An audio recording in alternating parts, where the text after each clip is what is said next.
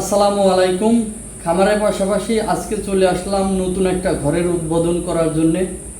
এই ঘরটা মূলত মশলার ফ্যাক্টরি হিসেবে আমি বানিয়েছি। এখানে আমি একটা মেশিন আনবো, মেশিন এনে মশলা গুঁড়া করে সেই মশলা আপনাদের কাছে পৌঁছে দেওয়ার চেষ্টা করব।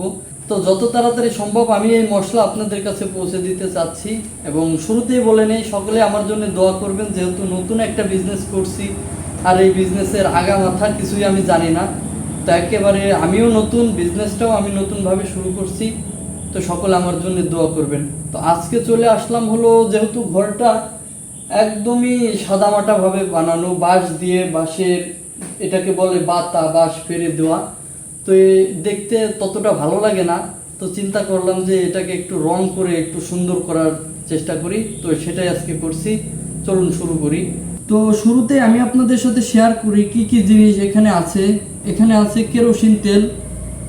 এটা দেওয়ার উদ্দেশ্য হলো, এটাও বলে দেই, কেরোসিন তেলটা দেওয়ার উদ্দেশ্য হলো যাতে এই বাতাস সহজে ঘুনে না ধরে। কেরোসিন তেলটা দিলে কিছুদিন ভালো থাকবে। এটা হলো আপনার থিনার বা কেউ বলে তারফিন। যাই হোক, তারফিন থিনারের মধ্যে অনেক পার্থক্য আছে যতটুকু আমি জানি। তো এটা হলো রঙের সাথে মিশিয়ে দিতে হয়, আর এটা হলো লাল রং।